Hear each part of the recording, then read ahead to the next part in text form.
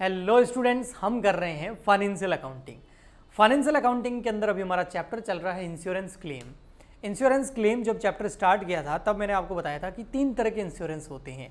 एक होता है इंश्योरेंस ऑफ स्टॉक, एक होता है इंश्योरेंस ऑफ कॉन्सिक्यूशनल लॉसेज और एक होता है आपका insurance comprehensive insurance. Insurance of stock यानी कि जो माल का बीमा है, स्टॉक का बीमा है, वो हमने देखा था, अच्छे से उसको समझा था और उसके 1-2 क्वेश्चन भी मैंने आपको करवाए थे।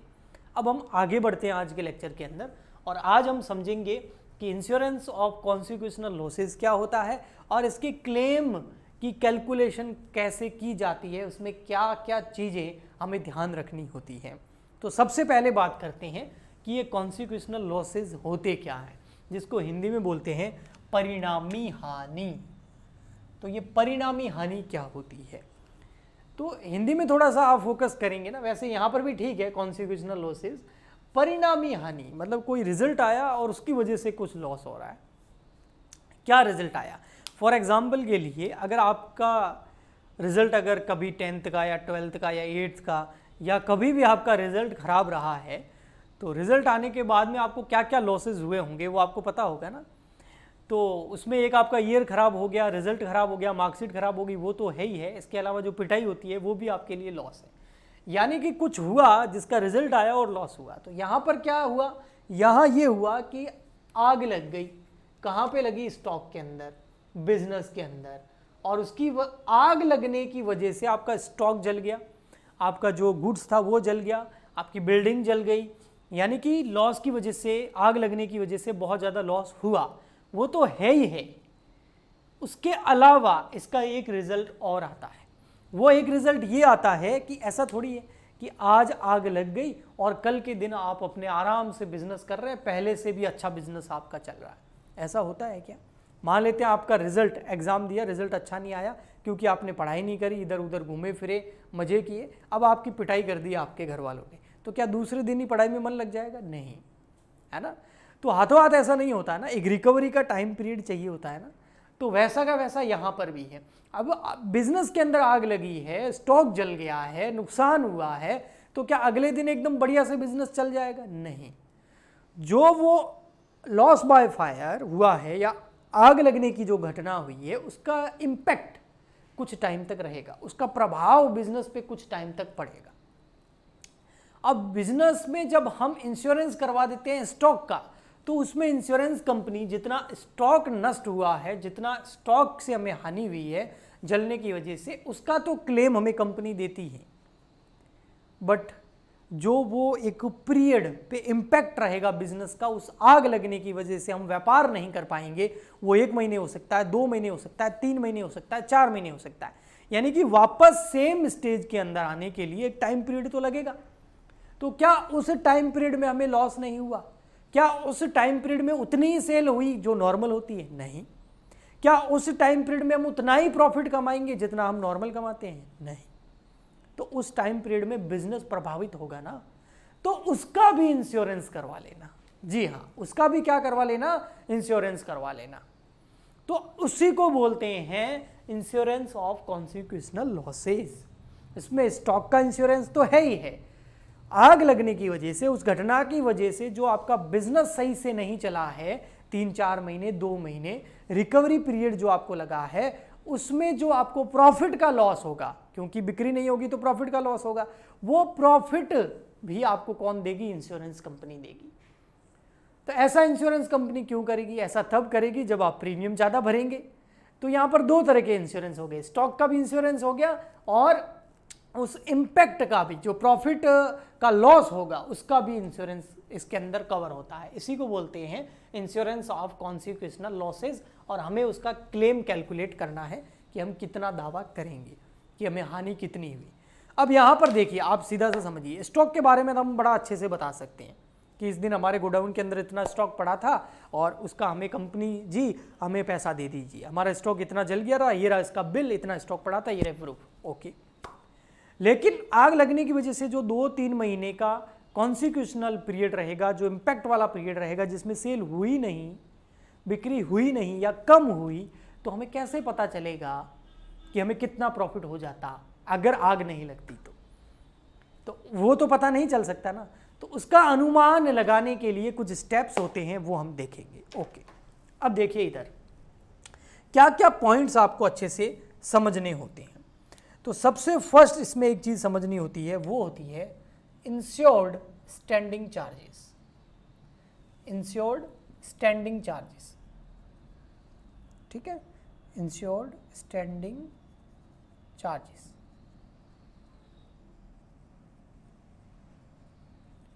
यानी कि बीमित स्थिर व्यय।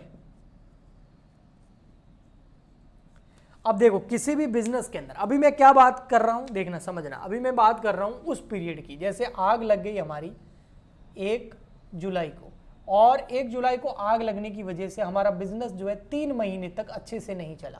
यानी कि 1 जुलाई से लगाकर जुलाई के बाद, जुलाई पूरा महीना, अगस्त पूरा महीना और सितंबर पूरा महीना, यानी कि 30 सितंबर तक, तो 3 महीने हमारा बिजनेस जो है वो सही से नहीं चला। अब 3 महीने अगर बिजनेस चला ही नहीं है तो इस 3 महीने का हमको प्रॉफिट नहीं होगा। तो जितना प्रॉफिट हम कमा सकते थे हमारी कैपेसिटी के हिसाब से, और जितना हमने नहीं कमाया वो हमें इंश्योरेंस कंपनी देगी। ओके, इसके अलावा अब 3 महीने अगर बिजनेस चलता, मैन्युफैक्चरिंग होती, तो हमारे पास दो तरह के खर्चे होते, एक वेरिएबल और एक फिक्स। आपको पता है ना, ये तो बिल्कुल नॉर्मल चीज होती है। वेरिएबल यानी कि आपके परिवर्तनशील व्यय, और फिक्स यानी कि जो स्थिर व्यय होते हैं। वेरिएबल खर्चे वो होते हैं जब हम प्रोडक्शन करते हैं तो लगते हैं, जैसे रॉ मटेरियल हो गया, लेबर हो गया, डायरेक्ट एक्सपेंस हो गए। यानी कि प्रोडक्शन होगा तो वेरिएबल खर्चे होंगे, प्रोडक्शन होगा ही नहीं तो वेरिएबल खर्चे होंगे नहीं। यहां मैं कह रहा हूं 3 महीने बिजनेस चला ही नहीं, फैक्ट्री में तो आग लग गई थी, फैक्ट्री बंद पड़ी थी, इसका मतलब ना मटेरियल लगा, ना लेबर लगा, ना डायरेक्ट खर्चे लगे। तो इसका मतलब 3 महीने प्रोडक्शन बंद था, उत्पादन बंद था, तो वेरिएबल खर्चे तो लगे ही नहीं। ओके, तो वो तो हमारा बच गया पैसा, मटेरियल लगा नहीं, लेबर लगा नहीं, ओवरहेड लगा नहीं। ओके, बट वेरिएबल खर्चे नहीं लगे होंगे। ओके, परिवर्तनशील खर्चे नहीं लगे होंगे, लेकिन फिक्स्ड कॉस्ट तो लगी होगी। फिक्स्ड कॉस्ट में क्या आता है, उस फैक्ट्री का रेंट, उस फैक्ट्री का रेंट, एग्जांपल के लिए रेंट तो पे करना ही पड़ेगा ना आपको, बिजनेस बंद थोड़ी कर रहे हो। बट आप रेंट तो पे कर रहे हैं, ये 3 महीने का रेंट पे कर रहे हैं आप, बट आपको इस 3 महीने में कोई भी सेल नहीं हुई, कोई भी बिजनेस नहीं हुआ।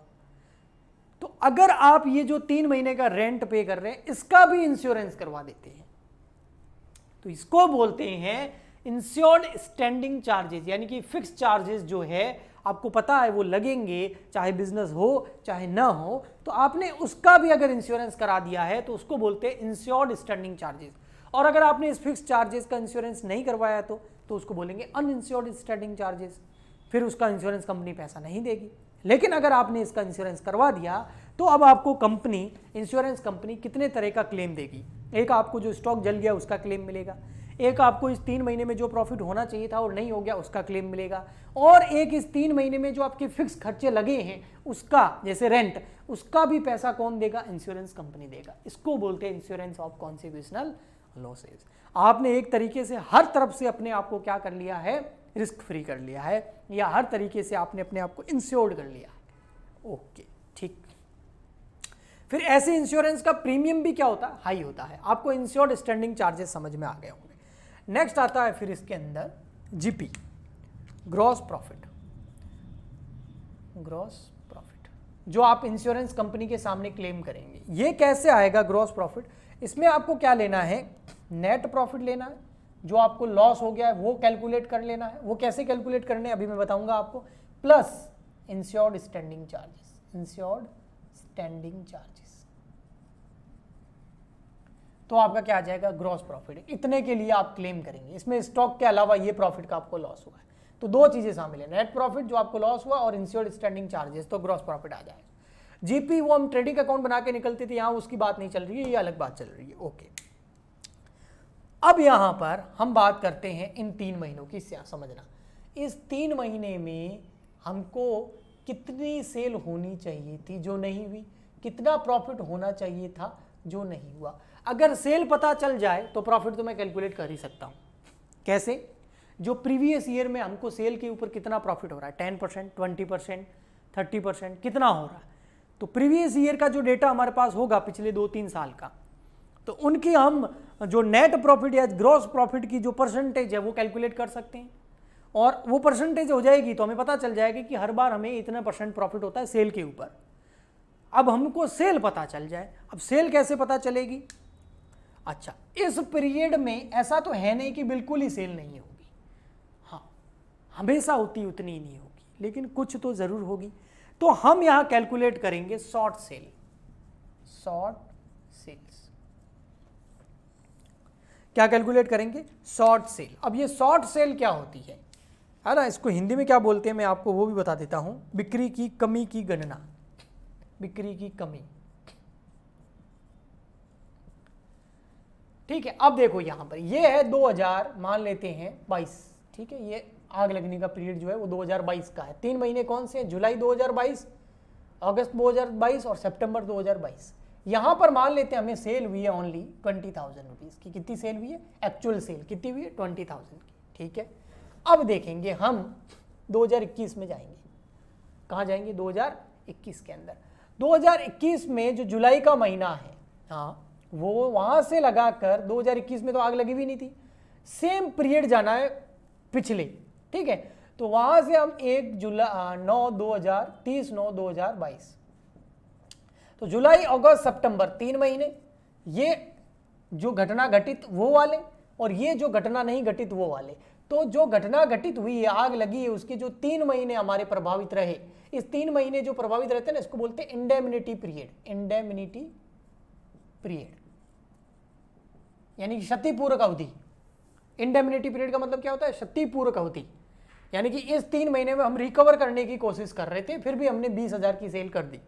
तो जो इंडेमिनिटी पीरियड है, वो सेम पीरियड प्रीवियस ईयर में देखना है, पिछले गत वर्ष में देखना है, और वहां जाके देखना है कि हमारी जुलाई अगस्त सितंबर में सेल कितनी हुई थी। तो भैया हमारी यहां पर सेल हुई थी, मान लेते हैं 2,50,000,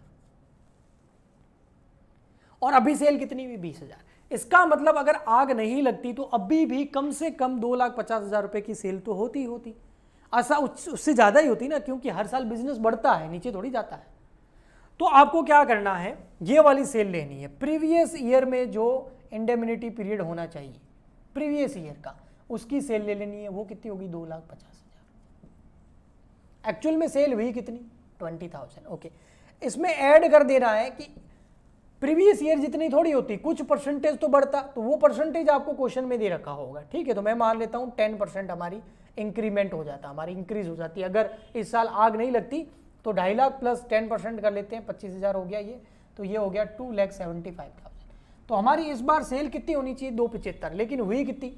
एक्चुअल सेल 20,000 की, तो वो हम लेस कर देंगे। एक्चुअल सेल वो कितनी है? 20,000, वो हम लेस कर देंगे, तो कितना आ जाएगा? 2,65,55, 2,55,000 रुपये।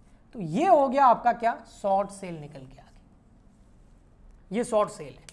अब ये शॉर्ट सेल निकल के आ गई, अब जीपी रेट आप पता कर लेंगे, या क्वेश्चन में कई बार दिया हुआ भी होता है कि प्रीवियस ईयर का जीपी रेट ये है, या प्रीवियस ईयर की आपको सेल और ग्रॉस प्रॉफिट दे रखा होगा, आप जीपी रेट निकाल देंगे। और मान लेते हैं हमारा जीपी रेट जो है वो है 20%। तो अब आपका आ जाएगा जो आपको लॉस हुआ है प्रॉफिट का, loss of profit. Loss of profit, loss of profit का फॉर्मूला क्या है? शॉर्ट सेल ले लो, शॉर्ट सेल और जीपी रेट से मल्टीप्लाई कर दो। ठीक है, जीपी रेट, तो शॉर्ट सेल कितनी हमारी? ये रही 2,55,000, और जीपी रेट मान लेते हैं क्वेश्चन में 20% दे रखी, तो 20% कर लो, तो 2,55,000 का कितना कर लेंगे हम? 20%, 2,55,000 शॉर्ट सेल हुई, इतनी बिक्री नहीं हुई, उसका 20% कर लो, 51,000 रुपये। तो 51,000 का हमको लॉस ऑफ प्रॉफिट हो गया, है ना। 51,000 रुपये का हमको प्रॉफिट होना चाहिए था, वो नहीं हुआ है। तो ये 51,000 रुपये कौन देगी? इंश्योरेंस कंपनी देगी। इसके अलावा जो इंश्योर्ड स्टैंडिंग चार्जेस है वो कौन पे करेगी? जो रेंट वगैरह पे करना था उसका भी इंश्योरेंस करा रखा है इंश्योरेंस कंपनी। स्टॉक का पैसा कौन देगी? Insurance company. तो ये कुछ बेसिक कॉन्सेप्ट्स और इसके पीछे का बेस मैंने आपको समझाने की कोशिश करी है। नेक्स्ट लेक्चर के अंदर हम इसके जो पॉइंट्स हैं, इसके कैलकुलेशन के जो स्टेप्स हैं वो बात करेंगे विथ एग्जाम्पल। एक क्वेश्चन लेंगे और उसके साथ में फिर मैं आपको ये पॉइंट समझाऊंगा। तो आई होप आपको ये समझ आया होगा और हेल्प मिल रही होगी, आपको 100% मिल रही होगी। तो आप नीचे कमेंट करके बता सकते हैं आपको कैसा लगा। लाइक शेयर सब्सक्राइब जरूर करें। लाइव क्लासेस लेना चाहते हैं तो ऐप डाउनलोड कर लें, वहाँ पर पेड क्लासेस आती है, फ्री नहीं है, लेकिन वहाँ पर बहुत ज़्यादा प्रैक्टिस आपको कराई जाती है। हम मिलते हैं नेक्स्ट वीडियो में, आज के लिए इतना ही, तब तक के लिए good bye and thank you.